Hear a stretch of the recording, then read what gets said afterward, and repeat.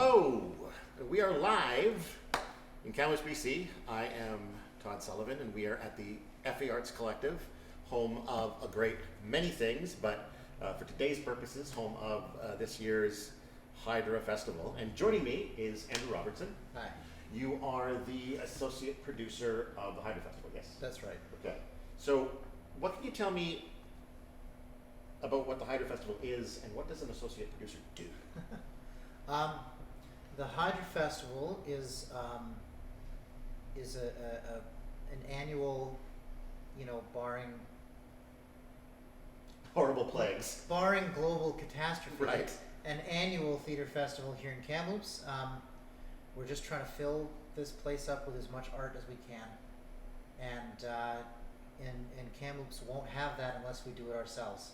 And any town won't have that unless the community takes it upon themselves to make it happen.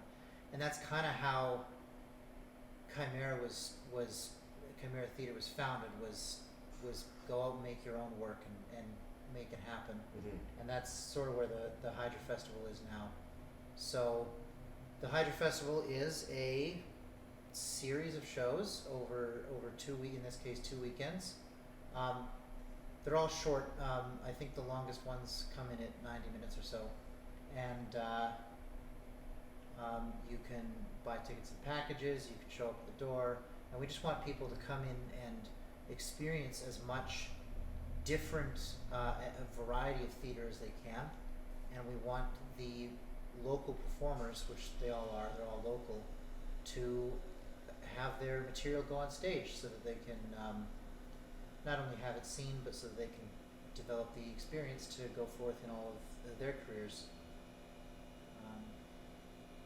So, how many shows do you have over the course of the 2 weekends? This festival has 11 shows.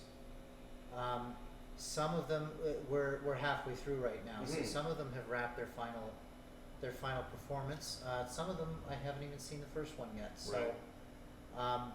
But there are a grand total of 11. Okay. All from local performers and local creators. And that local element seems Yeah. to be really important to the festival and as well to Chimera in general. Yes, I think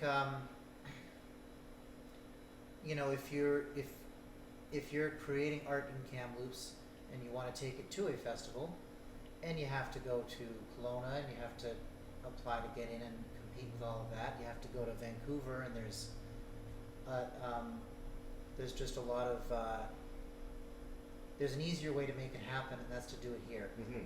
And so that gives the people in and around Kamloops and in the interior a place to center themselves,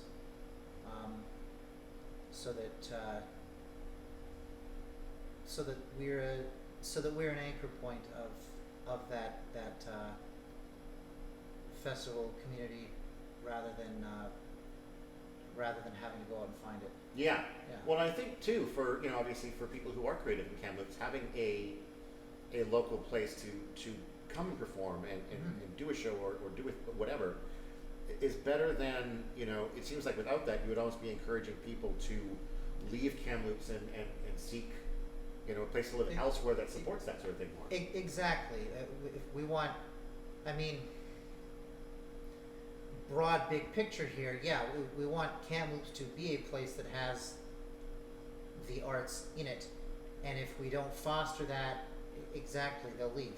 Mm-hmm. So giving Kamloops a reason for artists to want to be here will cause art to be here, which will cause artists to want to be here, which will cause art to be here, and that will grow. And that's what I would like to see. For sure. Happen because of this. How many years has the Hydra Festival been going on now? This is our 4th and 2/2 annual festival. Okay. And what that means is that the first one ran in 2018. We had 2019 annual festival, and then the pandemic started, so we didn't have one in 2020. And then in 2021, Chimera partnered with Western Canada Theatre to create the Remergence Festival. Mm-hmm. You might remember that was the one presented online. I remember that, yeah. Yeah, and now now it's 2022, and we're back with the Hydra Festival in person, live audience, and we're gonna start calling it annual just as soon as we've earned that again. Right. Yeah. Fair enough. Yeah. So it's the 4th and 2/2 annual Yes. Hydra Festival. And it's the first time at this particular location. That's right. We're here at the FE Arts Collective. This space was formerly the Stagehouse Theater. For anybody who doesn't know where the FE is, we're on Trunk Hill, and it's been given new life. Aaron Shepeltowski and Kaylee Erno have and Drew McLean, who's not with us. They renovated this space and gave it a new life and a new identity, and it's frankly it's doing great. So. Well, it's become like kind of Yeah. a hub of it's certainly become a hub of comedy, and I know they've been bringing more musical acts through and that sort of thing. And Yeah. compared to what it was like when it was the Stagehouse, it's definitely seen a lot more. Yeah, life. well, and full disclosure, I also work for the FE, so I'm a little biased when I say that it's been a resounding success. Yeah. But yes, there have been. I mean, we've got bands, we've got comedians. There's open mic every Wednesday. The space is the venue is thriving, and it's only getting better. So we're excited for that, and being able to host Hydra here is huge for the FE, and having a place like the FE to make our own is huge for Hydra and for Chimera. So Yeah. Well, it seems like a natural fit too. it's a great partnership. Yeah. Excellent. So, do you know, like, in the history of Hydra, what inspired the name or the concept of it? The fluffy answer that I've been told to give is that the Hydra is a monster with many heads, and these many shows are each unique. Mm-hmm. And the multi-headed Hydra has a lot of different brains working to put it together, and I say that's the fluffy answer, but I mean it. The much simpler answer is that Chimera Theater is named after a multi-headed Greek monster, so they picked another multi-headed Greek Right. monster. Yeah. Just this one has more heads. Yeah. Yeah. Well, and it grows new heads. We won't get into the mythology, but it grows new heads all the time, and so the Hydra Festival is always expanding. Oh, that's right. We got 11 shows, and next year it'll be more, and next year it'll be more, and Right. next year it'll be more. That's the. Any concern about the MCU coming after you? So, can you, without like spoiling the shows too much, can you maybe give us a taste of some of the shows, what people can expect to see at some of these shows? Absolutely, I certainly can. We have a hypnotist. Yeah. We have a magician. We have Dungeons and Dragons improv comedy. That's by the Freudian Slips. We roll a giant 20-sided die. We play Dungeons and Dragons in front of you. It's fantastic. We had your show, which has come and gone, unfortunately. That was Half Pet Conspiracies. We had the Daytime Highs. They were a local band who only got together very recently. That's unfortunately also come and gone. Tonight's the Night with Zorblak's Destroyer of Worlds has been a staple of the Hydra Festival since 2019. That's a talk show hosted by an alien, in which he interviews other people who have shows in the festival. Okay. And so Zorblak's just the other night was interviewing Nav and was interviewing the Freudian Slips, and previously interviewed Jeff Spooner from the Kamloops Players, and more. I didn't forget the rest of you, but there were more. Is Zorblax's run complete now, or? Zorblak's is also complete. Okay. Yeah, Zorblak's ran 3 nights in a row on the first weekend. Oh, nice. We like to get him in early because we want him to interview people before they get their own show. So Right, so and it's a bit of promotion as well. Yeah, exactly. People come to that and then they go, hey, I want to go to that. I want to go to the Magician. I want to go to, you know. We have Jael's show the last couple of years has been Shadow Puppets. I haven't seen what it is this year, but I'm anticipating Shadow Puppets. And if not that, then something fantastic for sure. Nav is Taming Squirrels. His shows are often surreal. Okay. Surreal one-person shows. they're some of my favorite work at these festivals. And Lorne Street Playback is coming. That's another improv group. Okay. They take a story that you tell them, and then they tell it back to you as improv theater. And then the Kamloops Players Society, who formerly were based here when it was the Stage House, they have brought Make Believe by Gordon Smith. Gordon Smith is a playwright out of 108 Mile House. Oh, okay. And the actors, it's community theater, so the actors are all local. That's directed by Annette, and it is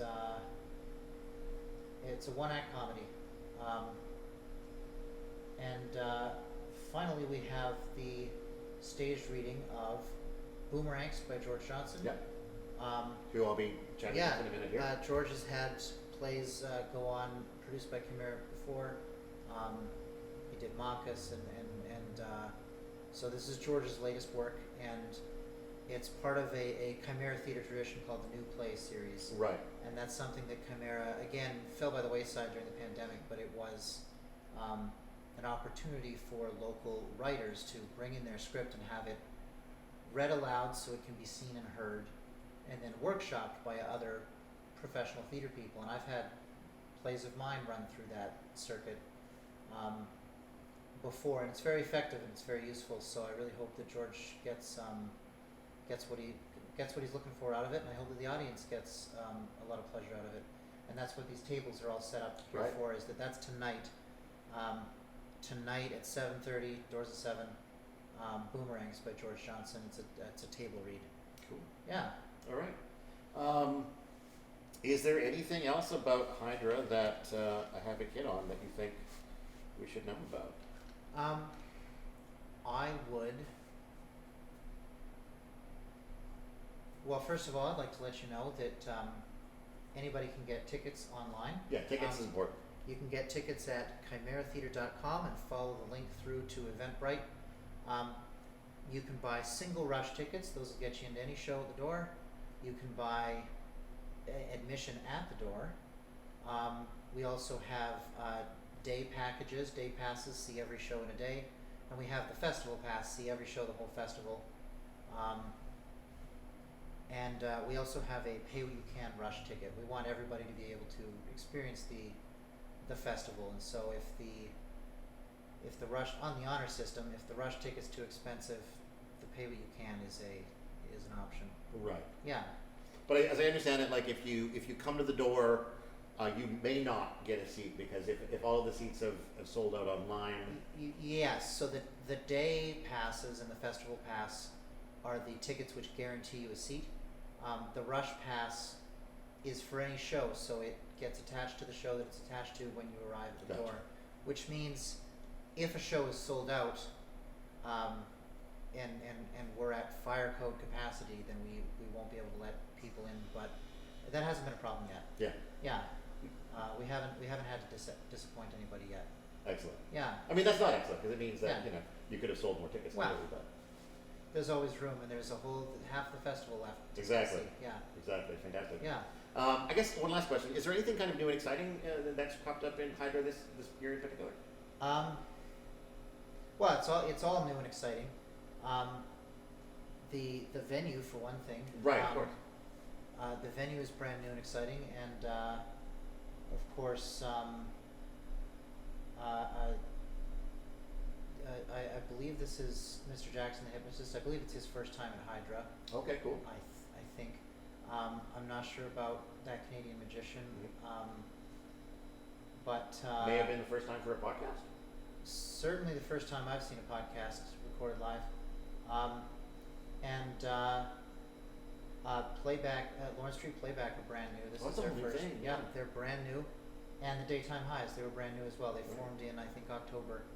And they were incredible for a band that got together on the fly 6 months ago. They were amazing. So yeah, I mean, short answer, everything is new and exciting. Fair enough. That's exactly. the whole point. It's different every time. Yeah. Yeah. Okay. Yeah. Thanks so much for taking the time to chat. Yeah. Thank you. And we'll have a quick little change of scenery here. We'll I'll get you down, and we'll bring George up. Give you George. All right. Thank you very much. Thank you. Cheers. Come on up. Hello, Todd. Hello, George. How are you? I'm very well. How are you? I'm great, thanks. And we are now here with George M. Johnson. He is the author of Boomer Angst, Yes. which is a lovely title. It's got some. You feel it doing a little dual work there. Yes, indeed. Yeah. What's it about? Well, it's about a bunch of people who meet up at a 40th high school reunion, and one of them is just split with his wife, and he has also inherited an old rundown ranch somewhere out in the hills beyond Kamloops, and so in the course of that evening, he convinces his former classmates from 40 years ago to join him on a retirement commune at this ranch. And of course they haven't seen each other for such a long time, they barely recognize one another, but they all have various reasons for wanting to join this commune, and so they get out there, and of course there's various conflicts and issues from the past that rise up and so on, and then they face some disasters, natural disasters as well, but they come together when their land is threatened by a multinational foe. I won't say any more because I don't want to give it away. Of course. But the other thing I forgot to mention is that they all played in a rock band called Intensive Care when they were in high school, and so they decide to reform the band for a particular reason. Interesting. Yeah. So we were chatting earlier, and asked you whether or not this was sort of a new project. And you mentioned that this is something that you had actually sort of started working on quite a while ago. But yeah, a few years ago. Definitely before the pandemic, probably 2015, 16. And I had been writing screenplays. So I wrote this first of all as a screenplay, as a feature, and then I decided to write a pilot out of that feature, and I wrote some treatments of some other episodes to make a limited series, and then I decided it would be a good idea to write a stage play, and so that's where it is now. It's done well at some, in some screenplay competitions here and there, and I thought it had potential, and it's a good setting to do a series as well. So yeah, so that's where it is. Was there anything in particular that drew you back to it more recently, or was it just a matter of like I need something to work on, or? Well, okay, I'm billing it as an eco-comedy. Okay. And it may be the first eco-comedy ever, I don't know, but I've become more and more concerned with the environmental issues over the last little while, and I thought that this idea played very well towards that, because all of these folks are trying to get back to their ideals of living off the land and going green from when they were young, and they of course veered off and got into their various businesses and so on, and so they're trying to reunite and relive those ideals from when they were late teens and early 20s. So I thought it would work well with the environment. So yeah, so that's why I came back to it, and it's just a project that I feel really passionate about. It has autobiographical roots. I was in a band called Intensive Care when I was in high school. In fact, you can't see it on the screen, but that's me playing the keyboards. Very nice. In 1978, I'm probably playing House of the Rising Sun or something like that. Yeah. So I always, and then I got away from playing rock music, and I played the tuba for quite a while, and then I haven't really played that much, but so it's sort of coming back and remembering those times from high school myself. Of course, yeah. And also getting to the stage where, the 40th anniversary of high school is, has come and gone now for me. So, yeah, that was part of it too. You just feel all those things and experience all those things. Yeah, you start to, remember your early days in high school and how formative that was, and how all the dreams and aspirations that you had. I mean, I was in Ontario at that time. That's where I grew up, outside of Hamilton, and I always had this idea of getting an old stone house and going back to the land and gardening and all that kind of stuff. Right. Of course, that didn't happen. I went in a different direction and became an academic, but it's always been there in the back of my head, so that's part of the inspiration. Never too late, baby. It's never too late. I love gardening anyway. There you go. Yeah. So, I guess what part of the overall development of this as a play is this reading is this reading? Like, is it part of the development? Are you done at this point? Is it, what are you hoping to get out of the reading? Right. So it's almost a cold reading in the sense that the actors have only just seen the script, but it's good to see how they respond to it. That's useful for me to see if they're tripping up on lines or if they don't understand something. Then I need to work on clarity. And it's also good for me to gauge a live audience's reaction, because this will be the very first time that a live audience has heard it. And I've shown it around to a few friends and some colleagues. Steve Dunn, an assistant director, actually on The Big Chill way back when, and a lot of films since then. And this play feels, in your description, somewhat reminiscent of yeah, that movie. it's what I bill it as the Big Chill meets exotic Marigold Hotel. Okay. That's what I'm saying. It's your elevator pitch. Yeah, so that's my elevator pitch, and so Steve Dunn, he read it and he really encouraged me to keep going with it. He's helped me with the script, and but anyway, it's really helpful to have a live audience reaction. And it's not done yet. Andrew is the associate director on this project. We're not sure who the director is going to be yet, but I'm going to keep working on it through the spring and summer, and we hope to put it on full production sometime in the fall if we can find a venue. In Yeah, Kamloops. that can be challenging. It can be very challenging. Yeah, we need that arts center out there. So, like, has it been through a couple of drafts now? Or, I mean, I guess it Yes. has, just moving from format to format.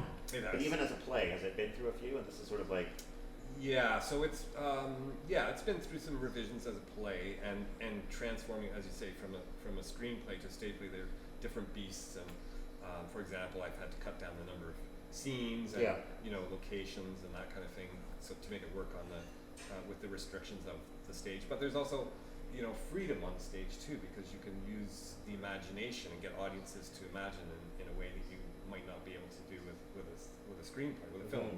Right, so there's different advantages to each form, and it's kind of fun to go across forms like this and play and see what you can do. So I've been enjoying that, but so it's gone through. It's a fairly polished draft at this point, but I do want to work on it some more. Yeah. so like, as far as your overall like playwriting or writing in general experiences, how many plays and things have you written prior to this? Right. So the history of it is that I started out as an academic and wrote, scholarly works and so on, and then around 2000 we developed a creative writing program at TRU, and Joan Weir, who was our only creative writing person, she retired, and so then there was an opportunity for me to step into that role, and so I started teaching creative writing, and I started writing stage plays, short ones first, like 10-minute almost skits, and then one acts, and then I gradually built up to full-length plays, and I had my plays have been performed in Texas and Toronto and Regina, a few other places, and here in Kamloops, of course, and so I really enjoy plays, and when I was growing up in Ontario, Southern Ontario, I would go to plays with my father. My father was an English teacher, so we went to a lot of plays when I was growing up at Stratford Festival and Shaw Festival and Tarragon Theatre in Toronto and various places. So I really always loved plays, and I still do, and so that's how I got started. And then I got interested in screenplay writing, just because it seemed like there would be more opportunity and more possibility with screenplays. So I got into that, and I've written about 5 screenplays so far, and they've all done well in competitions. But again, it's very hard to get them produced because there's a lot of money involved, right? As you know. So that's a slow process, but I'm hopeful that eventually I'll get one of them produced. So You mentioned when talking about producing Boomerangst, as a proper production, hopefully later in the year. yeah. You don't know, who might be directing it. Do you not have an interest in directing yourself? That's funny you should ask that. I'm not trained in that, but lately I've been thinking maybe I should get into directing my own material, because I obviously, when you direct your own material, you have a really strong sense of what it is and where you want it to go. Well, that's the thing. Like when you Yeah. when you write material, I think to at least some extent there is a visualization going on. Yes. That you're picturing something, Sure. and to then like write it and then let someone else step in with perhaps a different interpretation. You It know, is tough there's- sometimes. Yeah. Yeah, and I mean both of those, you know, the theater and also the screenwriting. I mean, those arts are collaborative, so you really have to let go. And you know, I've seen things done with my plays that I don't agree with, and I don't think they were the strongest ways to produce them, and I've had to sort of bite my tongue and let it happen. But Right. you know, so yeah, that's a possibility. Have you ever thought of doing that yourself? Directing something I've written. Yeah. Well, that's what I try to do. Okay, so you're doing your own thing, yeah. Yeah, I mean, I've been, I've actually very rarely have I written something that someone else directed. I did it once, Yeah. and it was really just kind of as an experiment to see like See what it would be what like. happens. Yeah. And admittedly, at that time, like I'd only written one play before that, and then I wrote another play. And it was like I let my my partner at the time direct it just to sort of see. How it would go. But I think we were close enough with each other Yeah. that I was probably influencing her perspective on it just by the fact that I'm talking about it all the time and everything else. Yeah, But for sure. I would maybe be interested in doing that again, maybe with like a film script, just because I think in some ways there's more visual choices to make in film as far as like where you're going to put the camera, Yeah. where you're going to do a cut. Yeah. This is all, I don't want to say it's static, but like there's only so much you can do. Like everyone pretty much has the same view, and you don't get to play with edits, you don't get to play with transitions, you don't get to play with Right. perspective in quite the same way. Yeah, yeah. So, yeah, I think I might try it. I mean, you know, I think, you know, it's so much easier to do a film now than it was, you know, 20, 30 years ago, Mm. because you've got the iPads and the, you know, the Oh yeah, cell phones. I and the- absolutely shot my first short film on my phone, Yeah. and the phones are even better now than they were then, right? Yeah, so it's yeah. I just have to wrap my head around that. It's a new sort of thing for me. But yeah, I recommend giving it a try. It's a lot of fun. yeah, maybe I should. Yeah. Is there anything else about this show you want to talk about? Um, Kind of burned through my questions.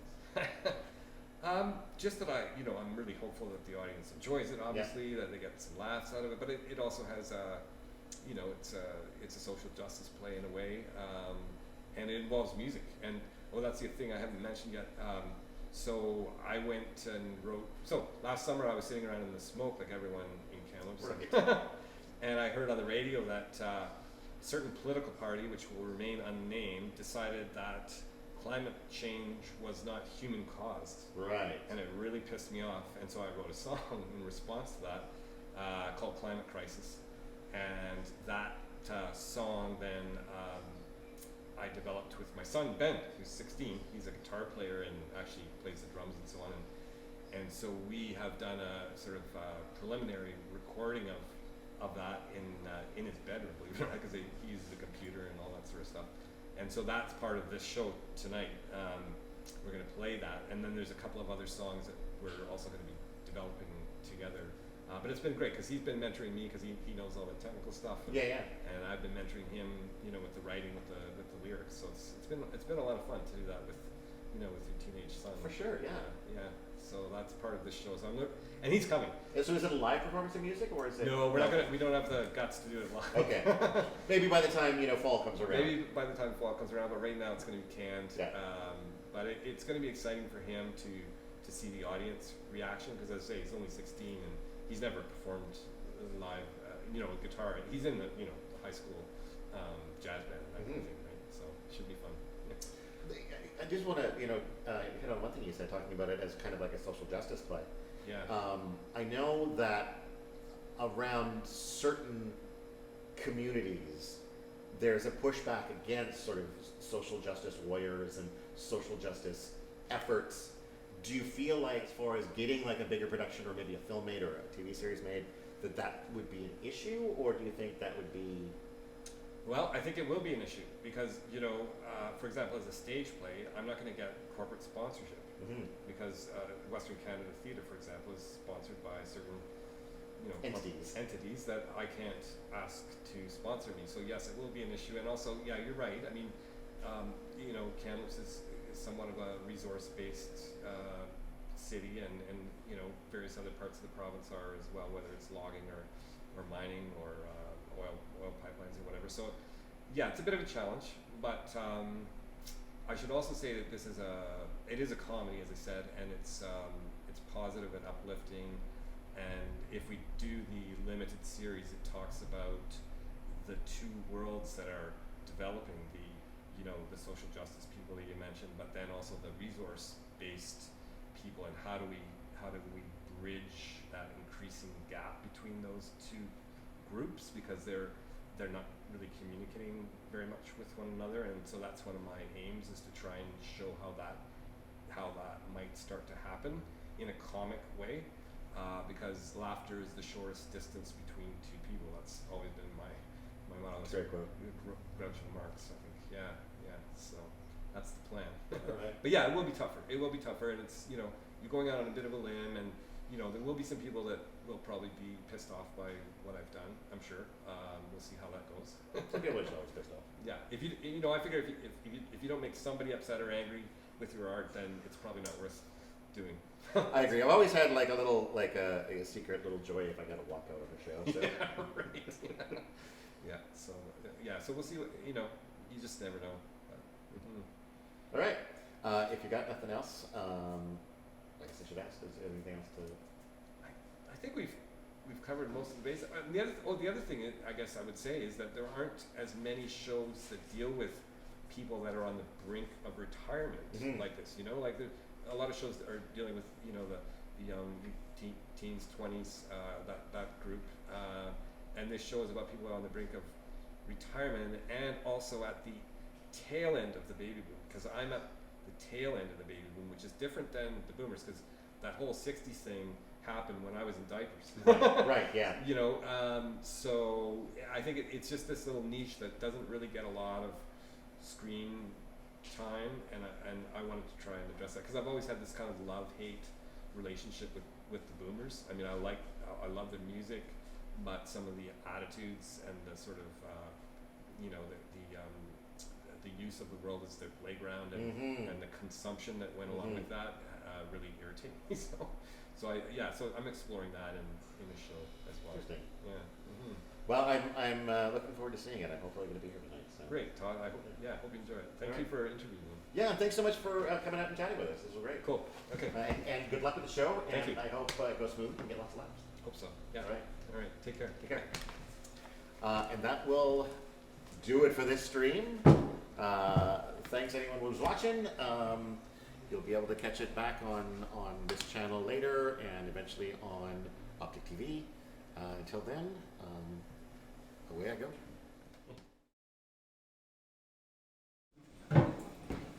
Well, hello. Welcome to Kamloops Theater's Hydra Festival.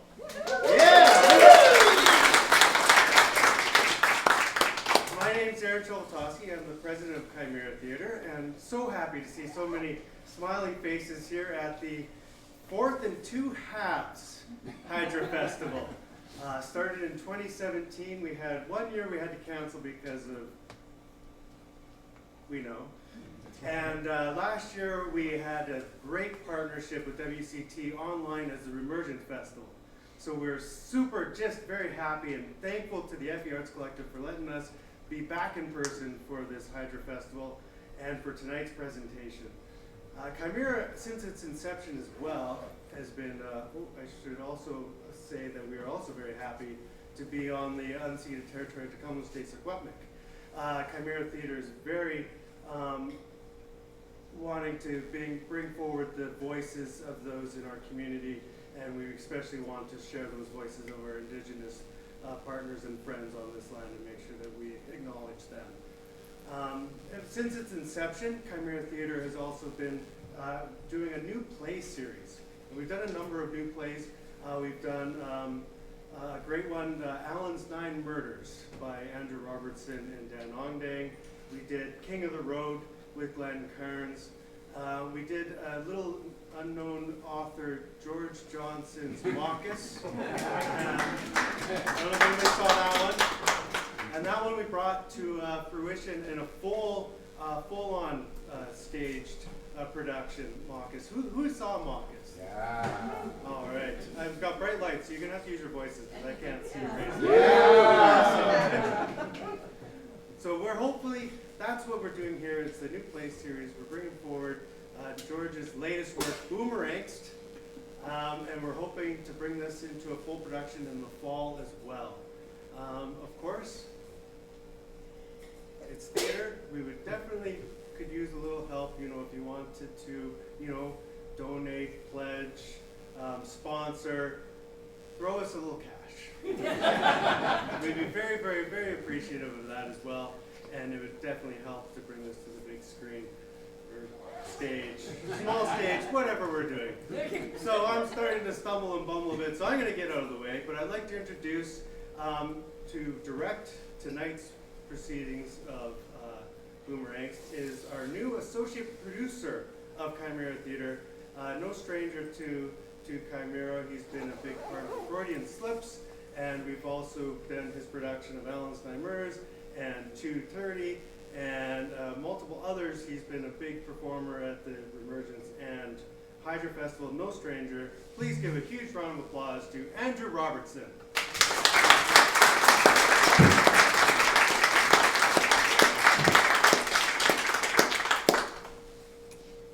Aaron said everything. So this is Boomerangst. This is a comedy by George Johnson. He's a TRU professor. He taught me. George is here. George, what would you like to say about your show? Before we get started? Thank you everybody for coming out. New friends and old friends and friends to be. That's great. Thank you. So this is an eco-comedy. That's what I'm calling it.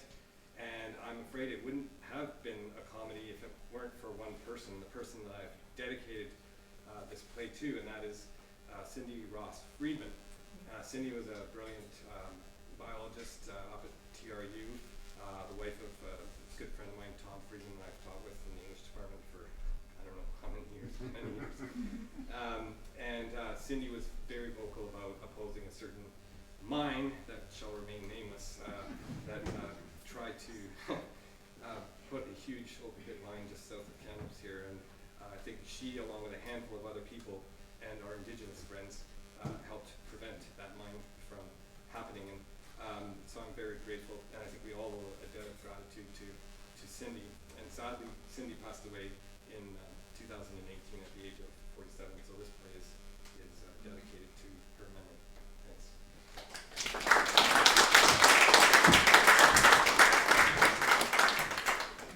Thanks so much, George. So we've got wonderful readers from around the community. We're going to read this play to you, and you're going to imagine the production in your own minds. This script is a work in progress. The script is working towards a final production draft. And so what we're looking for today is a feel for how it looks, a feel for how it sounds, a feel for how it flows, and feedback. We're all taking notes, and when the script is finished, I'm going to give everybody a chance to ask us some questions, ask George some questions. The people at the table can ask George questions in front of you. And we're hopefully going to give him the community feedback that he needs to go and bring us the next and the next and the next draft of the script before it finally sees the stage. Why don't we go around and everybody introduce yourself and tell us about your character that you're reading, and I will start at this side. Okay, I'm Bruce Campbell. I'm playing James Brown, not the famous R&B guy. No relation. No. So my character is the person who comes up with this brainwave to get back to the land, etc. I've come into, I've inherited some land from my deceased uncle, and we're getting back with friends from the past that we used to have a band together with, etc. And we're going to try to, get back to the land and grow gardens and all Chris. You'll see. There's a lot fewer. I'm Chris Doherty, and the character I'm reading is Rex McDougal, who is described as a tall, swarthy, sleek, mystical introvert, which, as you all know, I I'm Gary Nielsen. I'm playing Dave Scott, who is an Elysium High grad and a member of the intensive care band. Describes me as a stocky concrete blonde. Imagine. With a day's growth and a punch. Hi there, I'm Julie Harlan, and I'm playing Kiss Fallow, sarcastic eco warrior, daughter of Tasia over here. I'm described as Tasia's voluptuous and forthright daughter. And I am Isabel Chesky, small but mighty, and alert with a stiff bearing. Need I say no more? I'm Faye Weiss, and I am playing Cynthia Brown. I'm married to the not famous James Brown, and I don't agree with any of this food-for-raw of going back to the land. I'm Kaylee Ernal, and I'm playing Fantasia, Tasia. I'm a grad from the high school and also a former backup singer of the band. I'm Kina Paquette, and I'm playing Maria Trevesta, the woman from the company that wants to mine. And she's a very highly polished, suited young woman who has nothing but on her mind but money. Okay, and as we go through, I'm going to read the major stage directions, but you'll see in a number of places minor things here and there, and we'll glaze over. If it says shake your head, shake your own head. Could you guys speak up a bit, please? Absolutely. Thank you.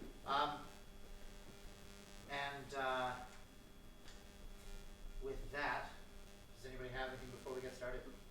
No? All right. Thank you very much, everybody. This is Boomerangs by George Johnson. Scene 1. In a working-class neighborhood of Kamloops, the Browns' living room, tidy but outdated. James Brown sits strumming his guitar, passionately singing a 60s song. A brew sits on the coffee table in front of him. His wife, Cynthia Brown, enters and frowns. James stops playing and grins. You're home early. I quit my job. What? You're not serious. Deadly, took early retirement. Don't believe in selling cars anymore. James stands and places his guitar on the coffee table beside his beer. You don't believe in bills either then? Now I've got the property. Then sell it. No, it's unique, and you know I can't. You didn't have any problem selling my car. I bought you an e-bike. Then you haven't paid for it, then you quit your job, and you won't sell that useless dirt ranch. It's not useless. It's a paradise. I'll prove it to you. Yeah, right. I've heard that before. The worst thing is you didn't consult me again. You live in your own little dream world. We could live out our dreams together soon. Don't you remember how we wanted to get back to the land, grow our own food, and get off the grid, away from this commercial corporate nightmare? Now we have the chance to live in harmony together with nature. Oh, James, we could have done so much, but it's too late. The dream is over. It doesn't have to be the end of the song. We can sell this place. No, I can't do this anymore. Goodbye, James. James approaches her, arms out. No, go, please, now. James drops his arms, turns, and exits. Cynthia sinks into the chair James had sat in, looks at his guitar, covers her face with her hands, and stifles a sob. Scene 2, Elysium High School cafeteria. Bunting in the red and black school colors festoon the walls. On one banner proclaims Elysium High Class of 1980, 40th Reunion. Classic rock music plays. Isabel and Tasia stand chatting and drinking, their figures fragmented by the light of a glitter ball. James, looking trim in a sports jacket, Dave and Rex enter. James laughs and raises a beer as the other two grin. Yeah, you come in here and you think, this can't be my class. They're all a bunch of old farts. Present company accepted. Yeah, right. And you can't figure out why no one can recognize you, because you haven't changed. Ah, change. the only constant. Hey buddy, now don't go all mystical on us. Maybe I should get them to put on Bowie's changes. Too bad the spaceman has gone into orbit for good. Too soon. What was he? Only 69? Still with us in spirit, just like Urbis. Forget Urbis. Sell out. Ah, Urbis, best bass player I ever played with. Remember how he plucked behind his back like Jimmy? I wonder if he's still with us. Probably. Only the good die young. So said Billy Joel, and he transcended his lyric. Too true. He's still going strong. Not bad for a guy from Hicksville. Hope for us yet, right? Maybe there is. Finally, you have the time and hindsight to discover our true identities. Just before we lose him in the endless sea of senility. Speak for yourself, man. Success beckons to me from the horizon of that sea. Really. I feel like I'm on the cusp of something too. I don't know if you could call it success, whatever that means at our age. Maybe fulfillment. My memories are so vivid, and now I can act on them. Remember playing in intensive care, the dances, the groupies, our rebellious ideals.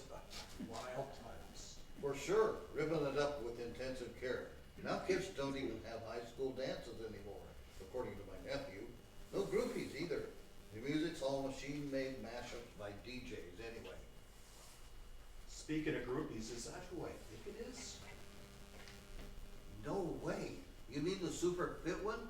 Isabel P? Man, she could get down and boogie. No, the large fluffy one in that Fantasia. Is that it? Fantasia Foul? Rex suddenly goes rigid and struggles not to look, but does so discreetly. Yeah, damn, it is. Tasia, the best groupie that ever was. And backup singer. Rexter, time to rekindle the flame. Dave grabs hold of Rex and brings him along. Isabel, wearing an austere black dress, backs off when she sees the trio approach. Hello, ladies. Oh, hello there. You must be... James Brown, Soul Master. James! She gives him a dramatic hug. And you must be Dave and Rex. Here's Isabel, too. She shakes Dave's hand and gives a mini wave at Rex, who shuffles. Isabel nods to the men as Dave gives her the once-over.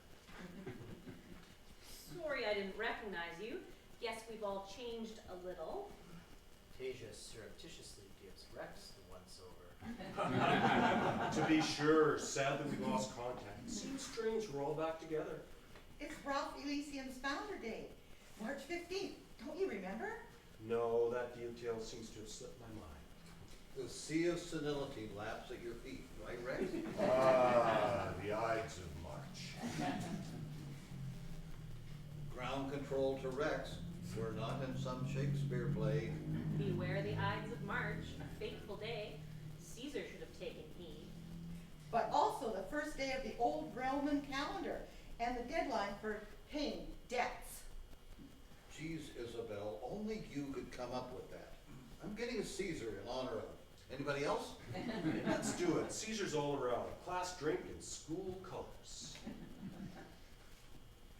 This is a celebration after all, Rex. Clamato? It's Rexford. Rexford Esus. Esus? Since when? New start. I've adopted the name of the Celtic mystical god of vegetation. To protect the innocent? Are you in witness protection? To protect the vegetation. Can you even drink Clamato then? They grab some drinks from the trestle table. So speaking of vegetation and the Elysium, I've just come into a paradise. The high school gym? Rex, what did you slip into the drink? For real. I've just inherited my Uncle Ernest Thwacker's property. A true windfall. It was paradise for me when I was a kid. He pulls out his wallet and a photo from it. He passes it to Tasia, who looks and passes it around. Here we go, bragging time. Fabulous, James. Where is it? Toad Valley. Ooh, a mystical place. Untainted. Pure. That's how I remember it. Lush near the river, transitioning into pastels of browns, sage, greens, and the palest blue diamond skies. You sound like you're hawking real estate. That's like you're a car salesman. I was part of the problem, not the solution. Now I'm headed for Freedom 55, or 58 in my case. How nice for you. The thing is, it could be an opportunity for all of us to get back to the garden. Whoa, Joni is rising up before me. Joni, Crosby, Stills, Nash and Young, the band, our band. So Rex did share those mushrooms with me. Rex and I have been talking about this for years. Don't you remember how we were going to be self-sufficient, get back to the land, and live together in peace, love, and general happiness? Now I'm seeing Purple Lattice work. Flashback. Whew. Wait, Dave, I remember. It was gonna be so beautiful. It doesn't all have to be in the past. We could recover our ideals, sharing together in a kind of sustainable consummation commune. That sounds disgusting. And communist. Consummation? You mean sex? Sounds delicious. James, you old dog. I thought you were married. I'm a free agent now, and it's all good. But I don't mean communal sex. I mean consummation in the sense of the culmination of our ideals, focusing on community rather than competition and consumption, living in harmony with nature, being rather than doing. A holistic, integrative experience underpinned by discipline. Wow. You mean an old folks home with regular meal times? You always had a way with words, Isabel. It sounds lovely, James, but who could afford it? Look, I'm offering for you to share the land, the house, the garden. The work. Share the land that they'll be given away when we all live together. Spare us, Dave. So generous, James. But we all have lives, responsibilities, Your children are grown. chronologically speaking. Why not cut loose? Start over again. It might be our last chance. I am at a bit of a loose end in the habitation department, and I'm sick of the city. I'd even consider it, now that I've been liberated from my job, as long as the home was clean, but Big project coming up, but I am flying solo these days. It might expand the consciousness. I'd have to consult the astral plane. when are you flying? Oh, come on. Live a little before life passes you. Please. I have to do this. I can't have a commune on my own. Would that be a one-un? Listen, I'll give everyone who joins joint ownership based on sweat equity. Uncle Ernest stipulated I have to the farm, or the place goes to Hermetic Brotherhood of Hogan Lake. Whoa, now you're talking. How many acres did you say it was? 97 with the river flowing right through the middle. Smoking. The valley is idyllic, as I remember it. An idle, to idle away time and be. As long as there's no drugs. We're all past the pot, aren't we? Besides, it's no fun now that it's either legal or it will kill you before you can say, shoot me up, Elmo. Too sadly true.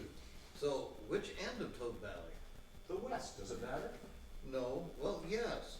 Sunsets are stunning, so I've been told. So, how would this work? We can hammer out the details later. What do you say? Are we all in then? James stands and holds out his fist. Hesitant at first, they all step forward and join fists, to James' surprise, except Rex, who hovers his open hand above theirs. Scene 3. The dilapidated Thwapper Ranch in an idyllic setting. An overgrown garden framed by budding cottonwoods and a meandering creek. James shields the sun with his hands and scans for vehicles. His shoulders slump. He turns and picks up a paintbrush. Sound of a car pulling up. Isabel enters dragging her vacuum cleaner. So you actually came. Welcome to the Thwacker Shack. The shack part rings true. The rest could be a mirage. Stunning, isn't it? I've managed to get a bunch done in the month since you saw it. Plumbing sort of, well, works. Still needs a lick of paint. Full immersion in paint, more like it. Oh well, it's what I signed up for. That looks like it could do some serious damage. It'll suck the life out of you if you're not careful. Just like Rufus, Rufus? my dearly departed. He was a suction queen authorized dealer. Really? He'd be rolling in his grave if he knew what I was up to. I'm sorry. With this prize machine, he was a neatnik, in case you were wondering. I just brought this along to honor his memory. James nods, but they are distracted by a car horn followed by a longer horn blast and a car bizarre skidding noise. Tasia enters and flings her arms wide. Spring air. Nothing like it. The light is different too. Lighter, more ethereal. Dave enters rapidly. Geez, Tasia, you damn near got rear-ended there. You, don't use that term, Dave. Didn't notice you. I was mesmerized by these sculpted hills. Howdy, Isabel, James. Quite the spread you've got here. Do you go right up to the top of that hill? Yeah, and a good thing too, because it's the only place where we get good cell reception. Seriously? As far as I know. I'm expecting calls. Business, you know. Haven't you retired now? Semi. Once a marketing consultant, always a marketing consultant. I thought you were an ad man. The industry has evolved. Well, we can go on a walkabout, and I can show you the perimeter after we get you all settled in. Walk? We can use my ATV. It's in the back of the truck. We'll have to talk about that. We're trying to go as green as possible here. You've got to be practical, though. We can't just stop using gas vehicles. The scientists say we're running out of time to switch to alternative energy like solar and electric. Anyways, you can put it in the barn out back for now in case of an emergency. Can I put Lemony in there as well? Lemony? My V-dub. What? Are you worried it'll get stolen? Or borrowed. If my kids find out where I am, I'm expecting the one highly motivated. One will suss me out pretty quickly here. Thank God I don't have to worry about that. What do they call them now? Boomerangers? That's only if they come back to live with you. And that is not gonna happen. I prefer the traditional term, moocher. Of course, if you limit the number of progeny, but it's a little late for that. Oh, I've enjoyed having all of them. Better than having just one, in case it's a dud. Ladies, we'll have time for combative sports later. Scene 4. Thwacker kitchen. Chairs around a table. Dave, James, and Isabel sit at a kitchen table. Isabel stands and, carrying utensils, searches for the dishwasher. This place lacks a woman's touch. And mother's little helpers. Pills? I thought you said you were opposed to. A dishwasher and a microwave, you pups. Go running for the shelter of a mother's little helper. No little helpers, but the silver lining is that we'll all have the communal experience of eating and washing up together. We'll make a roster, just like when we were kids. Yeah, I remember that always didn't go so well. My brother had to get stitches for fork wounds. You could have given him tetanus. Not me, my sister. Tasia bursts in, flushed with excitement. Isabel puts the utensils in the sink and starts running dishwater and pouring soap in. James, I think you've got a loaf in the barn. A loaf? Did you get it in the outhouse by mistake? Better than a bun in the oven. Funny guys. I mean a V-dub loaf. You know, one of those old VW vans under a tarp. Oh, that. Uncle Ernest's microbus. Dates from when he was traveling Kermit before he became a stationary one. Far out. It could be fun to drive. Might be worth something. We might be able to use the old bus to haul the veg to market. Whoa, Farmer McGregor. So when... Isabel! Isabel screams as a figure appears in the kitchen, then disappears disappears in the dusk. A man there! She points out the window. That's unlikely. Could be a bear. She screams again. There's a creaking sound. Isabel freezes. The others look around, startled. Rex enters, looking a little dazed in the light and raising his eyebrows. Rex! Tasia approaches him, hands outstretched, and then gives him an awkward hug. Hey man, had you ever thought of using the front door? We're out in the middle of frickin' nowhere, and you just gave Isabel the fright of her life. Well, knowing Isabel may not be fright, but still. The front is an illusion. I needed to walk the terrain. Sorry, Isabel. What, marking your territory like a dog peeing on posts? We wondered when you were gonna show up. Or if. So did I, but the insurance on tantric sword swallowing went through the roof. There were a few mishaps. Sword swallowing? Never mind. Just don't try any of that here. Which reminds me, we should go over our rules now that everyone is present, more or less. Shouldn't we be constructing the rules? I mean, as a collective? Good point. How about this? Rule number 1, there are no rules, only affirmations. That sounds unstructured.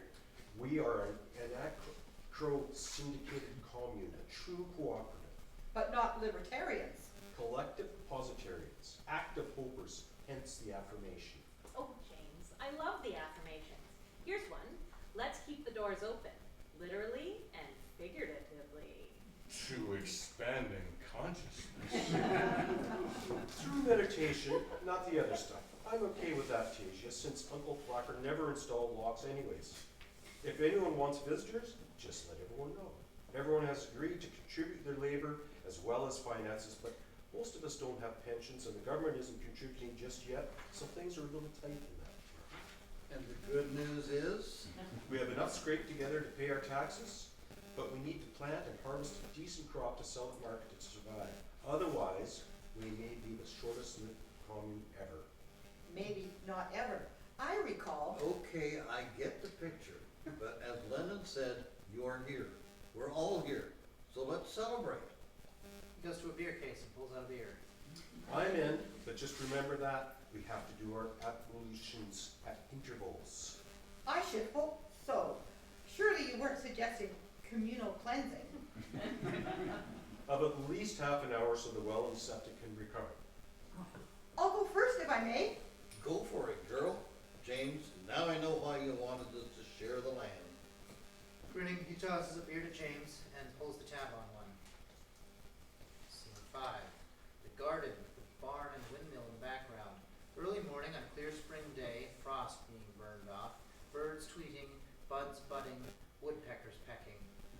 Looking hungover, Dave pulling on the cord of an ancient rototiller while James stands by with a gas can. Dan, are you sure this tiller has run this century? Uncle Ernest was an avid gardener, but he was 86 when he died, so who knows? Throw some gas on the carb. James pours a little too much on. We're not giving it a cleanse. Dave reefs on the cord and the machine backfires loudly, causing both men to jump back and Dave to stumble. Deja and Isabel look up from their weeding nearby. Shoot, she's going! Dave hauls himself up, wincing with pain as the tiller dies. Damn it, we need clean gas. I'll get a pan for the old stuff. James passes the gas can to Dave. Looks like the boys are passing gas, as usual. Men and machines. Oh, For sure. I'd much rather hoe the soil by hand. Doesn't it feel, like you're connected? only you could put it like that. It's not what I meant. I don't know, the only connection I'm feeling is this mud. It's like glue. But it's a bond. That feels so different, so right. I haven't worked a garden for years. Jason and I always lived in condos. Didn't want the upkeep. Well, I can tell you, they are a lot of work. Just like men. You would know, by the way, I thought your husband was Bruce. Well, that's a couple back. Jason and I have been together for 5 years. A younger man, Oh, is he joining us then? On a commune? I don't think so. He's gone his own way. Typical. Who was it? His secretary? No, although he was one big cliche. His mechanic. How enlightening. So how did she get under his hood? He got rear-ended. So technically it was his body man, if you know what I mean. Oh, that's just... No, it's all right. Good riddance. Our life paths were diverging. I'm finished with all that fail-ationship misery. I'm here now. A tonic of wilderness. Sounds like you could use a good dose of gin with it. Rex enters and stops, squinting and making some strange movements with his hand.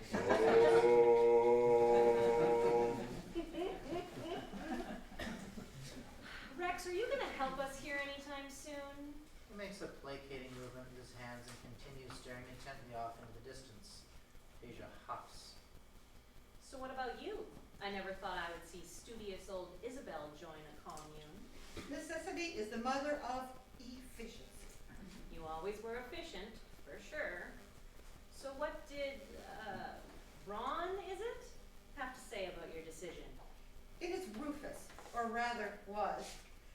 on to meet his maker, Oh, I'm so sorry. which in this case is likely the suction queen in the sky. Really? Vacuum cleaners were his passion. But sadly, these days with HVAC systems and now this ban on door-to-door product exploration, hardly anyone else is including mine. Gotcha, I think. But I thought you were a career girl. What was it? Teaching? Librarian, laterally and information systems interventionist in admin speak. Now everything's online, including my former library. Books have nearly gone the way of vacuum sales. Funny, I never quite thought of it like that. And I became like a book that's lost its cover. You can't live in the internet. No, I suppose that's true. But now you're here. We're all here in the sunshine, working away, except Rex. Rex, get over here. Rex, standing in the tree pose, is oblivious. Rex, you're not a tree. Rex! I was just putting the final touches on my quest for chi. Well, sorry to interrupt, but we could use some labor over here. Labor without the correct spiritual orientation is like a wind vane without wind. Oh my God. Where does that come from? The ancient practice of feng shui, meaning wind, water. Yes, we've heard of it. I was trying to determine the correct positioning of the furrows, given the prevailing wind, the river's directional flow, and given that I'm a wood. Blockhead, more like it. Isabella, that's not very communal. I'm an earth. You... The rototiller roars to life, and James and Dave shout. Yeehaw, off and running. James pumps his fist in the air, and Dave bumps along behind the rototiller as it lurches along. The engine whines as the machine speeds up. Dave grips the handles but cannot keep pace and is dragged towards the women. Motor screaming, the tiller picks up speed towards Rex, Tasia, and Isabel, who scatter until a bang halts it, and Dave falls over amid a cloud of smoke. Dave, are you okay? Oh, my hip. God damn it, doesn't that thing have a governor? Not anymore. So much for ice. Ice? What? I know ICE, the internal combustion engine. It's a sign. We need to go electric. James exits. Dave picks up a hoe as a crutch, and then hoes half-heartedly. Isabel goes back to energetic hoeing while Tasia seeds. Hey, Dave, keep going. We're almost caught up. Why is that women wind up doing all the back-breaking work? We're better at it. That and carrying water on our heads, and a few other things. That we've been forced into doing. Hope we're not doing this for nothing. Don't we run the risk of frost? It's only mid-April. Doubtful what with global warming and all. One of the advantages of it for Canada. We might even get 2 yields out. Are you serious? What about all the other threats, like flooding, fires, bee extinction? What are you going to do? You just got to roll with it. Payne arcs his face and he suddenly grasps his back. The whir of an electric golf cart. Dave looks in that direction with envy and waves. Hey, can I have a go with the golf cart? Scene 6. Everyone sits around the living room relaxing. Ah, I got blisters on my fingers. My back feels like somebody stabbed me with voodoo needles. Welcome to country living, boys. Knock on the door interrupts. Isabel gets up to answer. Hello? Can I? I'm Cynthia, and you must be? Isabel. Cynthia. As in James, Cynthia? Cynthia shakes her head and then nods. James leaps off the couch and brushes himself down. James, everyone, look! Who's here? Cynthia! James goes to the door. So you decided to come after? Tasia rushes forward and embraces the startled Cynthia. James hovers. Sin, so fabulous to see you. You haven't changed. Knocking interrupts. Didn't realize this was Visitors' Day. Isabel opens the door to Maria Trevesta carrying a briefcase. Hello, my name is Maria Teresta, and I'm looking for James Brown. James steps forward and sizes her up. Sales? You don't have a vacuum cleaner in hand? You need our marketing department. It's about 12 miles back off Patterson Road, otherwise known as the business district. Excuse me? I've actually come here on business. I have a proposal regarding your property. Come in, Miss Trevesta. Let's hear what she has to say, James.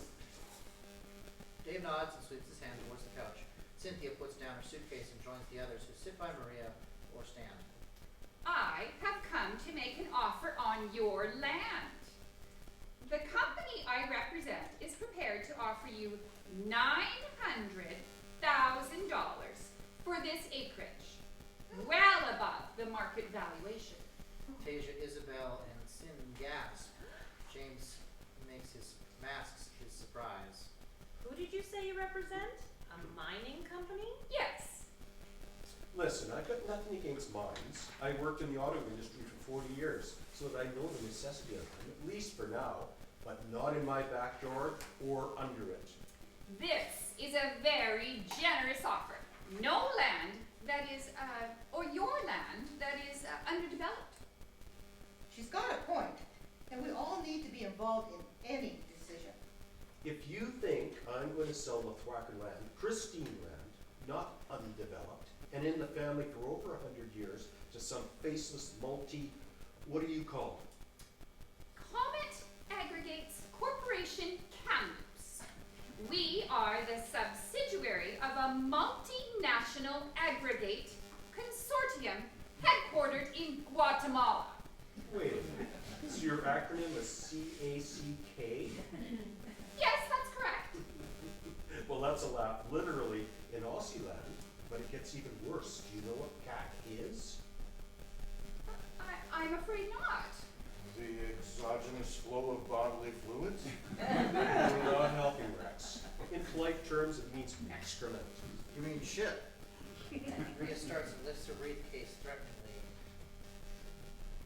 I beg your pardon. I couldn't have put it less delicately myself. Your Guatemalan overlords obviously didn't think that one through, or this offer, which is CAC as far as I'm concerned. James! Wait a minute. It's not your sole decision anymore, remember? But you wouldn't sell out from under me. This is our last chance to live out our ideals before humans consume the planet and we fry ourselves. James is right. We're interbeings with the land, the sky, the water. Well, I wouldn't know about that, but I do know that you need to give this some serious consideration, since the offer only stands for 30 days. We don't need 30 seconds. The Thwacker property is not going to be turned into a great big hole so you can make millions and probably suck down corporate welfare along the way from our corporate receipt. Take that back to CAC. I should mention that after the 30 days consultation period, the interest of the common should become a primary consideration. Common good? Yes, common good. You mean the profit line of a foreign corporation from Guatemala? Really? I thought our mining companies usually exploited places like Guatemala. I mean the creation of 300 construction jobs and over 150 high-paying operation positions. Oh my God. Leave, please, now, before I do something I might later regret. Maria walks rapidly towards the front door, followed by James and Isabel. James, don't shoot the messenger. We'll be in touch. I sincerely hope so. James, you can't just reject this offer without considering it. Why not? It's my land. Our land. You need to think of others besides yourself. I am. We're just getting it started here. Everyone has made a commitment to cooperative living off the land. Well, we'll see how long that lasts. You haven't learned a thing. Wait, Sin, I thought you were joining us. Really? I wanted to check on what you were doing here on our property, and I brought some of your leftovers. She kicks the suitcase and hops out the door. Wait! Tasia gently holds James back. Best to let her go. The timing's not good. Trust me, I'm an expert on departures. Plus, she's right. What are we going to do about this? Nothing. We don't need their money. We've got our garden. Tasia walks to the window. And it's finally raining. Isabel goes to look. Bucketing. Rain never lasts for more than 10 minutes here. Still, better batten down the hatches. Scene 7, the garden. Hello, we are live again from the FE Arts Collective, talking to some people who are participating in the Hydra Festival, which runs for the rest of this week until May 14th. And up first, we have Brad, is it Finnan? Brad Finnan, yes. Billed as That Canadian Magician. That Canadian Magician.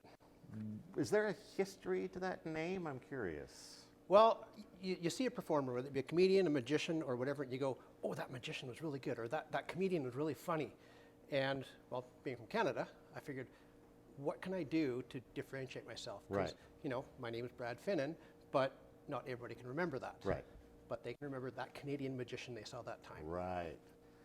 See, I was thinking that it could be one of those conversational things where, like, somebody asks, or you say to somebody, I went to see this magician last night, and your friend says, oh, which magician? And they say, it was Brad Finnan. They were like, oh, that magician. But No, it we're could not doing it also that be, way. it could also be, oh, that magician. Yes, Yeah, he's yes. great. Yeah, so hopefully it's more that one. It's definitely that way. Excellent. Yeah, definitely that way. How long have you been doing magic? Oh my goodness. I'm going to date myself here, probably like 35 years, somewhere in that neck of the woods. How did you get started? Well, I used to live in Vancouver, and went for a bike ride one day and found this magic store and stopped in. And, okay, kind of cool. And it was a good 45 minutes from my house, and it was like a full day. Ride my bike there, spend a couple hours there, ride my bike back. That was the day for me. And then I moved. And then they moved. And we moved within 2 blocks of each other. Oh. So I was there every day. Every day after school, all day Saturday I was there. And I was there probably like 8, 9 months. And the guy behind the counter says to me, look, if you're going to come in so much, you may as well just start working here. So I started the next day. And well, of course, when you work at the magic store, you have to go through and learn everything and dig through and find out all the secrets and be able to perform them for everybody and sell all the stuff. What was the first trick you learned? Oh. If you remember. I do, actually. My mom tells stories about when I was like, 5 and 6 making puppets and things like that. So there's the 2 I had was I made a puppet. I sewed it by myself. And I put a hole in the back of the puppet's mouth so I could like feed stuff to the puppet to make it look like it was eating stuff. But the first trick that my friends and I came up with was we had a table out with a cloth over the table. And I put my hands like this. And I put my hands down on the table. And then say a magic word. And I put my hands back up like this. And it'd be 2 big blue dots on my hands. And what it was a friend of mine was actually underneath the table with an ink pad and a hammer. So that was the first trick that I ever showed anybody was that. And it was, I being like 6 or 7, it was great to me. But as far as real magic goes, I think my very first one is like a little window pane. And you have someone select a card, just slide it inside the little window pane. And there's you take a pencil and you punch it right through the card and pull it out the other side. And then you take the card out, there's a hole in the card, but the piece of glass is completely solid. Wow. That was the first one I ever bought at the magic store. Interesting. Yeah. So tell us a little bit about what your show contains, magic-wise. Magic-wise, well, I call it M is for magic. And basically, as people walk in, there's a table set up, and they're challenged with a question. And the question is, if anything were possible, I would like to, and they have to fill in the blank with one word. Okay. On that table are cards and a Sharpie, and what they do is they write that one word on the piece of paper, and I've got a box at the front of the stage, and they just drop it in that box. So everybody does that, and then towards the end of the show, we work on, kind of do a couple things to do with human connection and how people are connected to each other and how we all have dreams and want to do things. So near the end of the show, we open up the box and somebody from the audience pulls out one of those words and we read that word, and then we just use magic to show how dreams, including that one, can come true. Interesting. Yes, it is very interesting. So, I mean, well, I mean, you don't want to give anything away, but it seems like somebody could write down a pretty crazy dream. Yes. Yes. And then it's up to you to somehow fulfill that. Yes. Interesting. And that's part of the magic. I guess so. What is your favorite sort of style of magic, would you say? Oh, favorite style. Up close and personal. Like, the audience here, we can fit about 100, 80 to 100 people in here. That's a really nice size because it's very interactive. I can, after the show, I can talk to people and, be a little bit more one-on-one with them and show them, maybe a little thing here and there. Yeah. For me, the bigger the crowd, the better. When I get like, a small turnout at a show, it's a tougher show for me. But by the same token, it also gives me a chance to kind of sit down with them and be a little less formal and to kind of sit down, even go down in the audience with them if it's that small of a group and just kind of say, hey, here's some really close-up, close-up magic. One of the things I like doing is just using magic when people aren't expecting it. I'll show you one thing I like to do. I was going to ask if we could get a little sample of something. With COVID and all that stuff, we couldn't really go to restaurants, so I couldn't really do my favorite thing to do at restaurants. But whenever you're at the restaurant, they bring the bill in a little folder, and they try to be a little secretive, but so nobody knows how much it is, right? Yeah, yeah. So normally you peek in, you put your credit card, you put your cash in there, and you put it at the edge of the table, and they take it and they go away. They bring your change back. Well, what I like to do is I open it up, I slip a $5 bill in there, and then they pick it up and okay, and they walk over to their little till, and then I love watching the look on their face. They open it up and they kind of process that it's only $5 and that there's no other money in there. So then they kind of come back to the table and they go, that's not enough. So I take the $5 bill back and I say, well, it is enough if you can do what I can do.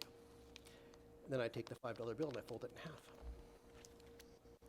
Then I fold it in half again. And again. And then I blow on it.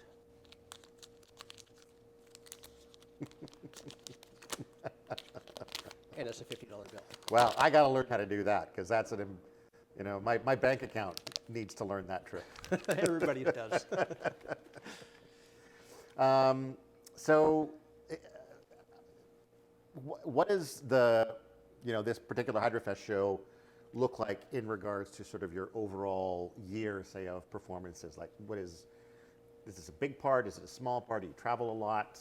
Well, just before COVID, I was kind of getting things built back up because the business that we have is a full-time business, but been getting busier. So I figured, okay, I'm getting busier. I kind of stepped back from the business a bit. So I started building a magic again, building it up, getting new stuff that's new to me. And then I entered a competition and was doing really well in the competition. And right before the finale, everything shut down.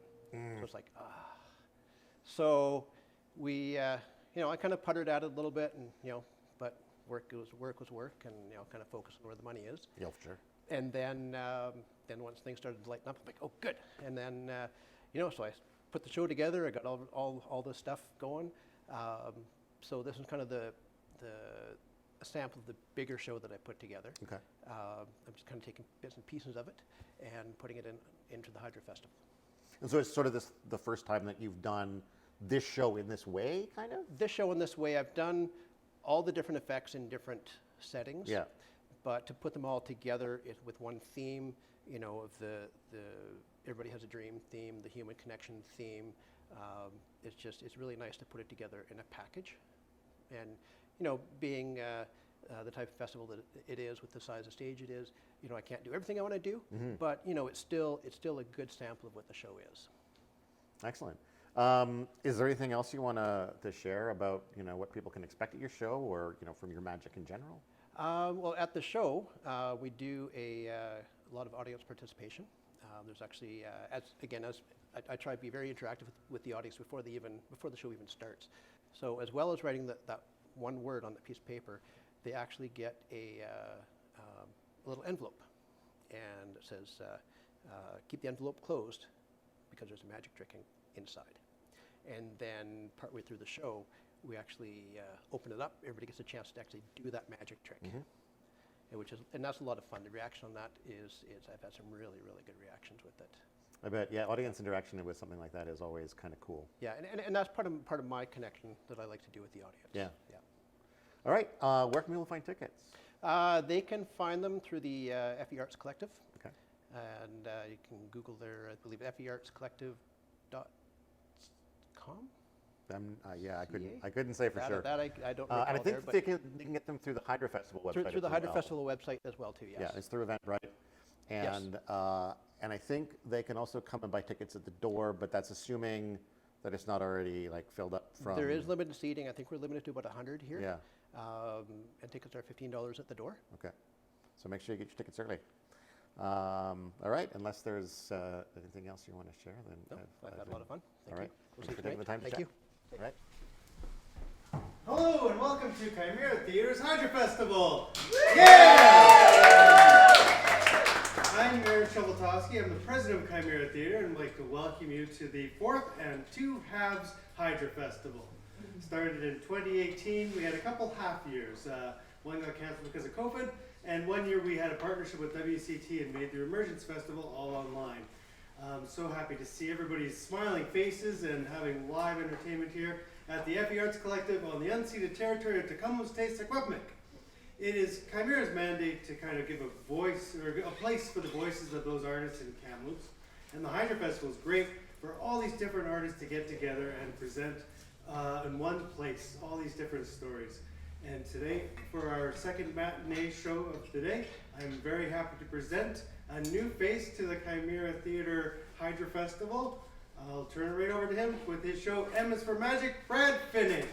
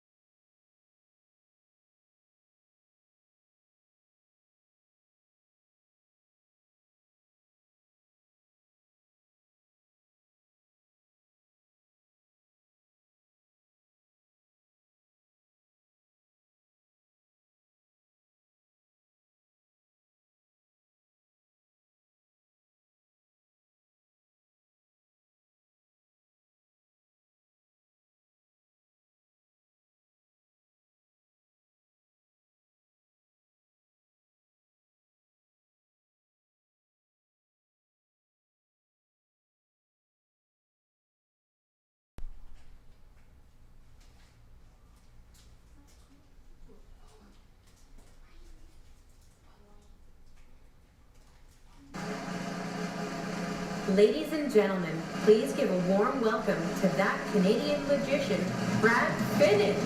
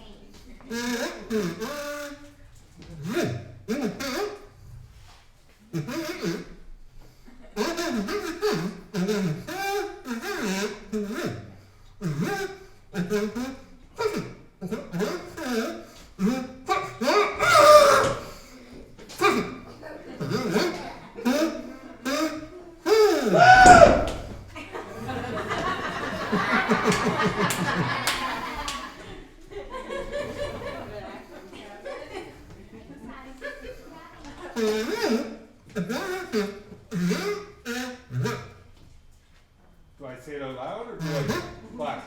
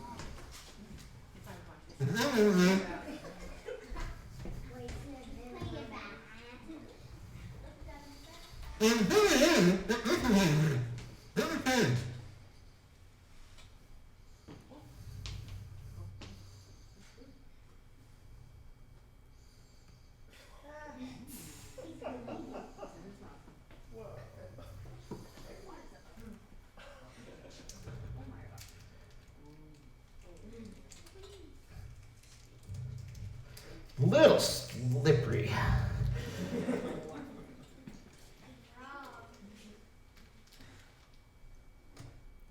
Yeah.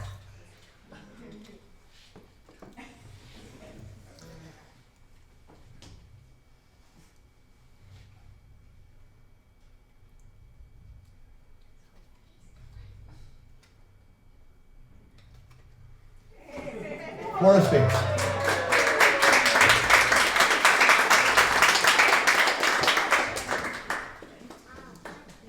Now, I love doing magic. One of the things I love about doing magic, well, is people come up and you say, hey, how'd you do that trick? So every now and then I like to show people.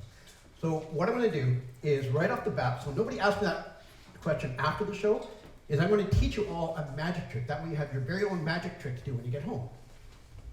So I'm going to do it for you 2 times. The first time I do it, I'll just do it for them. The second time, I will show you how it works. Okay, so when you guys get home, what you do is take a napkin, you open it up all the way, and you tear it into a whole bunch of little pieces just like this. Keep going nice and small. Then you take all these little pieces, all the little pieces, squeeze them nice and tight. Now we need something magical. So I have with me a magic wand. Wave the magic wand. Tap once, twice, just like that. Shake it out. And it's magically restored. Now would you guys like to learn how to do that? Yeah. Okay. Now, but you guys have to promise me something. You have to promise that you're not going to tell anyone else how it works. You promise? You don't look like you're promising. Okay, so raise your right hand, put your left hand across your chest, and repeat after me. I state your name. Now you're supposed to say your name. Okay, let's try this again. Raise your right hand, left hand across your chest, and repeat after me. I say your name. I'll get you guys this time. I'll get you. Raise your right hand, left hand across your chest, and repeat after me. I promise not to tell anyone. Brad's magic secret. Okay. Now, if you guys want to do this trick when you get home, here's what you need. You actually have to have 2 napkins. Okay? Now, this one here is your secret napkin. You open it up all the way. You roll it up into a nice tight ball just like this. And you hide it inside your hand so nobody knows it's there. Then what you do is you take the napkin they do know about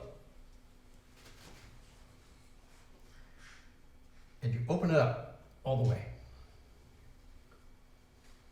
And tear it up. Keep going until it's turned into a whole bunch of little pieces. You take all these little pieces,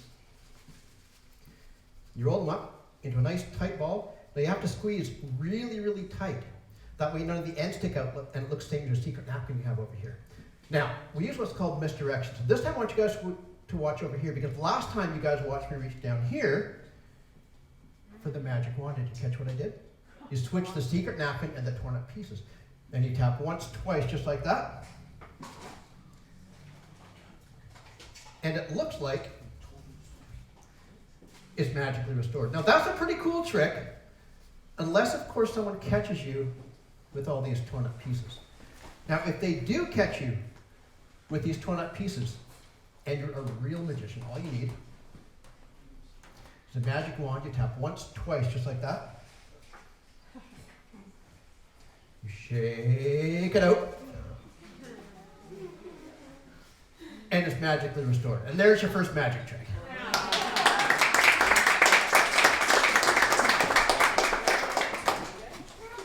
And I need to borrow a, let's do a $100 bill. Somebody have a $100 bill I can borrow?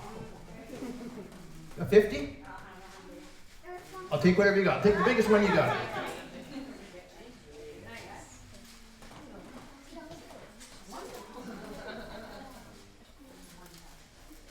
And you can stay right there. Just tell everybody, just in a loud voice, tell everybody what your name is.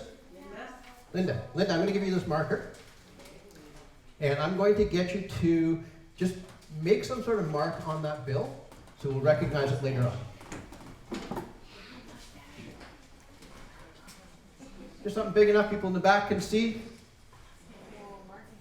Anywhere you like. What is that? Yeah, anywhere you like. I won't get in trouble at all. Okay, I'll take the pen back. And take the 100 back. Okay, what did you do? Oh, okay, put a little mark right there on the back. Now, watch closely. What we're going to do, we're going to take the $100 bill. We're going to fold it in half. Fold it in half again. A couple of times, just like this. Right there where everybody can see it. And I've got a little change purse here. I'm just going to put it inside. Just like that. Now, Linda, do you know any really good magic words? Abracadabra. Okay, here's what we're going to do. I'm going to hold it just like that. Go ahead, as loud as you can, say your magic word. Abracadabra. I think she needs help. I think you got the right idea. Let's try this again. All together on count of 3. You're getting 1, 2, 3. Abracadabra. And it's gone. See, Linda? It's gone. You guys want to see too? Yes. Lines up a little bit more. A little bit more. A little bit more. A little bit more. Uh-oh. I don't know. Let's give Linda a big hand.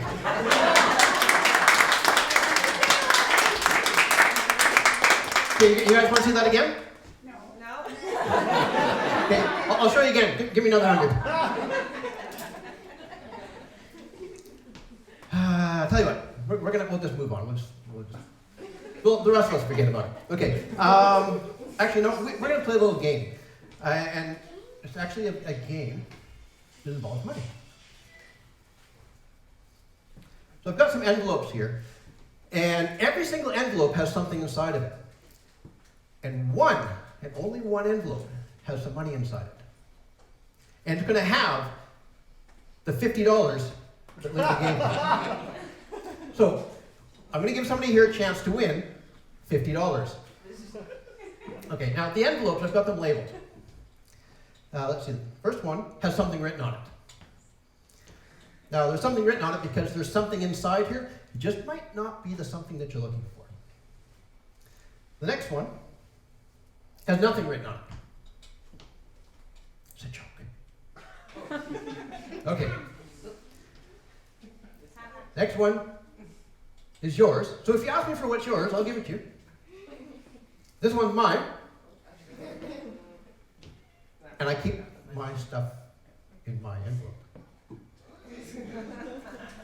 And just in case somebody wanted, they could have a little puppy. I'll even let you take the little puppy home with you. Okay, so Linda, you're going to get the first crack. Would you like something? Would you like nothing? Would you like what's yours? Would you like what's mine? Or would you like a little puppy? What's mine? Okay, Linda? I'll give you mine because you asked. Open it up. Let's see if Linda's $50 bill is in there. What's a $0 from that Canadian magician? Okay, let's pick on you. Well, you can have something. You can have nothing. You can have what's yours, or you can have a little puppy. Puppy. Which one? Puppy. Puppy. Okay, I'll give you a little puppy. Take that. Open it up. And inside,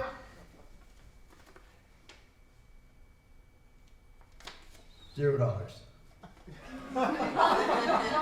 Okay. I'm going to go way over here in the end of the second row. You can have something. You can have nothing. You can have yours. Nothing. Nothing. Don't say I didn't ever give you nothing.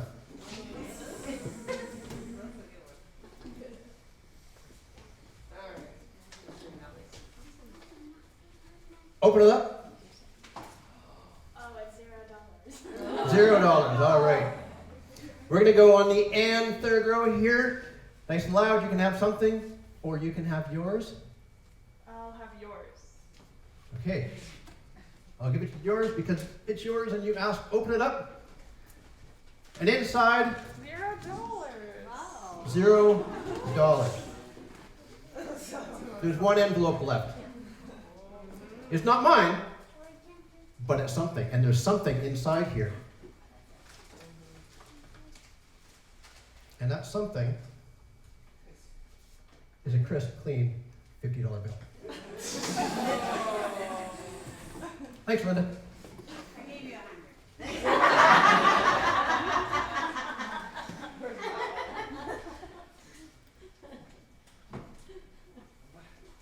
Now I discovered something a long time ago. It's called the zero zone. Now what the zero zone does is it takes things, it turns them invisible and puts them somewhere else. I'll show you what I mean. We're going to take this little purple handkerchief and I'll tuck it down inside my hand. Just like this. Now the zero zone goes into my hand, takes the handkerchief, turns it invisible, and flies off to my other hand. Now you guys want to see the hard part of the trick? Going back. And there it is.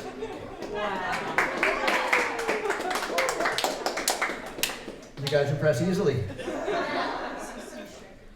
For the skeptics, I'll do this one more time. Watch closely. I'll take the handkerchief, tuck it down to my hand just like this, and zero zone goes into my hand, takes the handkerchief, turns it invisible, and flies off to my other hand. You don't believe me? Watch.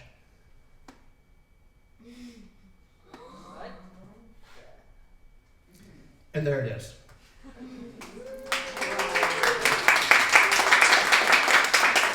Now I'll show you step by step what happens. First of all, I take the handkerchief and I tuck it down to my hand just like this. Then the zero zone goes into my hand, takes the handkerchief, turns it invisible, and flies off to a little area right up here. So you can see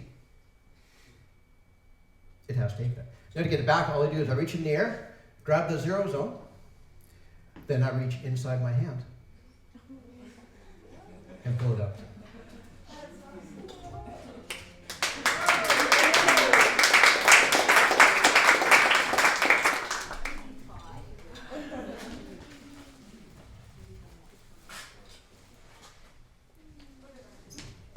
You know what? I had Charlie's jacket back there. I also have a whole bunch.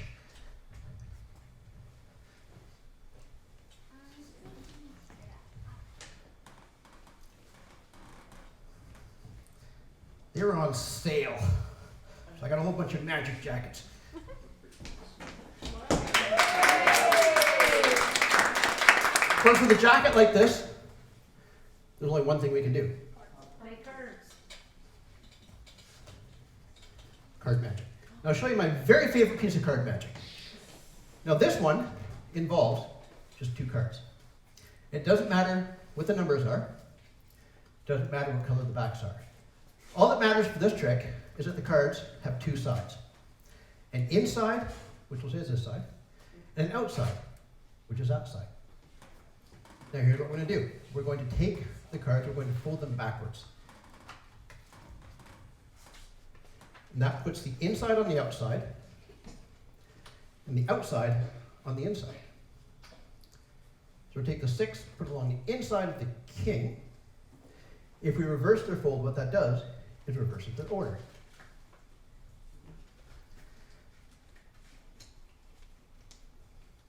So this card here used to be on the inside, was now on the outside. This card used to be on the outside, but is now on the inside. Confusing parts all over. Here's the magic. Right here, the outside's on the outside, and the inside is on the inside. Watch closely. So you can see the inside is now on the outside, and the outside is now on the inside. Once again, watch closely. So you can see the inside is back on the inside, the outside is back on the outside. Now the whole thing becomes a little bit stranger if we stop it halfway. Because you can see, this is the same card. But right here, The inside's and the outside, and the outside's and the inside, and they're different. That means something really weird is happening between here and here. So to find out what's going on, we will perform a small operation right down the middle. So when we unfold everything, we turn it all around, you can see that everything matches. And that's my favorite piece of card magic.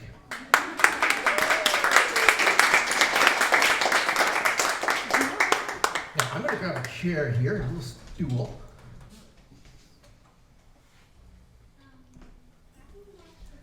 When you guys got in today, you should have each been given one of these. Have it, hold it up high if you do, make sure everybody's got one.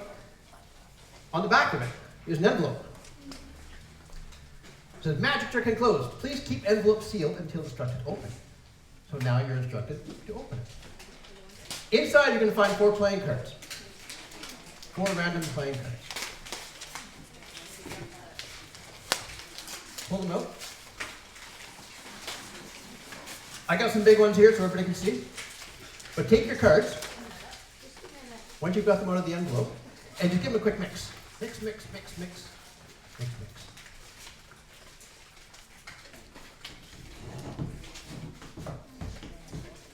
Okay. Everybody got your cards?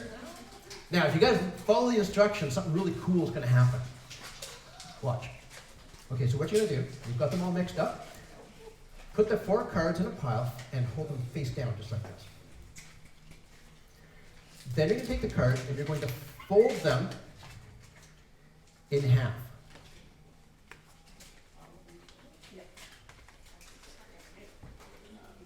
Okay, once they're folded in half, you're going to fold them in half the other way, backwards, kind of like we just did with that other trick.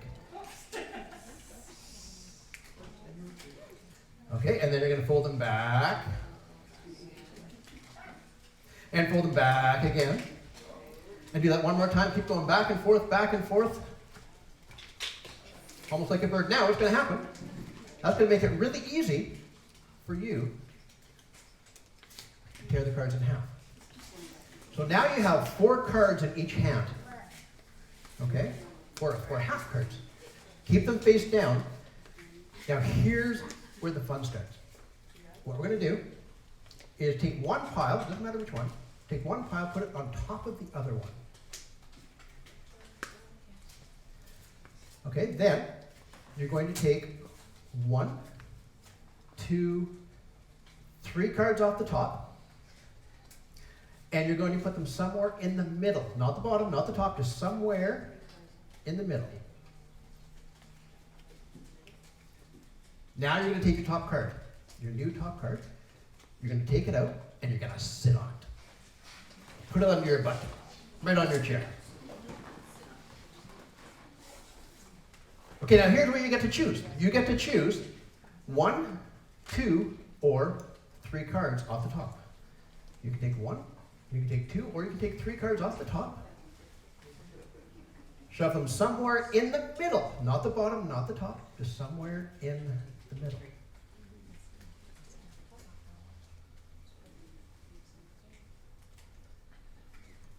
Now you're going to take your top card, and you're going to trade with someone.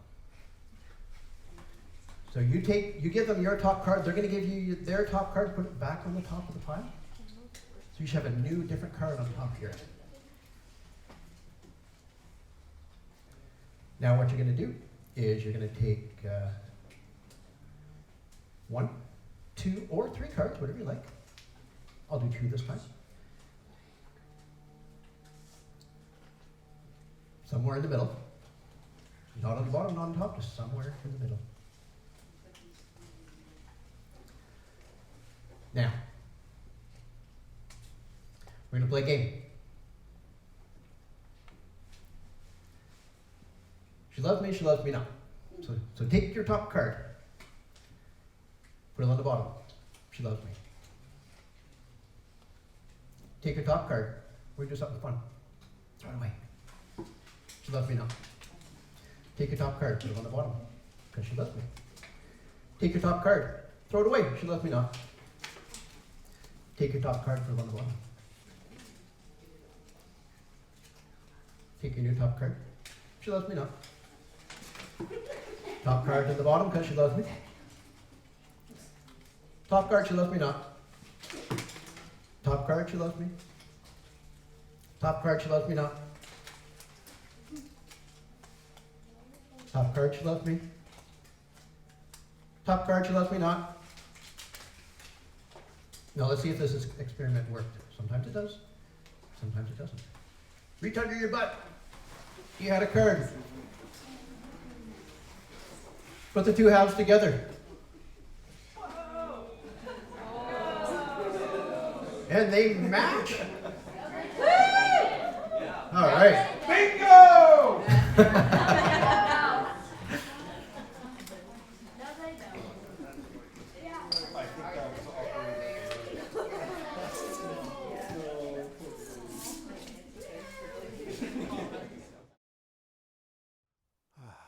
Well, that brings to a close our first week of streams from the southern interior of British Columbia. If you've been joining us as we've been going live, thanks for coming along for the ride. And if you're just catching up now on Optic TV, welcome. Hope you're enjoying the show so far. Of course, this week's streams wouldn't have been possible without all of the talented people who sat down and chatted with me and let us show off some of their shows, such as George M. Johnson of the Boomerangst play, who sat down with me and talked about his show and also let us stream about 40 minutes of it up to a nice cliffhanger point so that you can just get enough to get a feel for it. And of course, there was also Brad Finnan, that Canadian magician, who let us stream a portion of his M is for Magic show, which was a pretty entertaining magic show. I'm a fan of magic myself. I love watching what they do and see if I figure out how they did the tricks. Of course, none of this would have been possible without Andrew Robertson and Aaron Shufeltowski of Chimera Theatre and the Hydro Festival, who, Andrew sat down and chatted with us about the festival as a whole, while they were both also very attentive as far as getting us into the building, making sure that we could get our gear set up in advance to get the best streams possible of these shows. So a huge thank you to them for their support on this streaming endeavor that I'm undertaking. It wouldn't have been possible without their help. Now, let's have a little peek at what's going on next week. I'll be traveling to Vernon to do some streams from there, see what I can learn about Vernon Nights. It's a community I've not spent a lot of time in, so I'm looking forward to getting a chance to check it out. And I'm hoping to be able to dig into some nerd culture while I'm there, because one of the things I will definitely be checking out is the Vernon Comic-Con, a big event that's back in 2022 for the first time after taking a break for 2 years because of obviously the COVID-19 restrictions that were going on at the time. So it's sure to be a big event. It's sure to be a popular event, and I'm expecting to see a lot of wild cosplays while I'm there. So hopefully you'll come along when I check that out. And, if not, you'll check it out on Optic TV, where, it's going to live for a while when it's all said and done. So once I get to Vernon and unpack the gear, we'll see you there.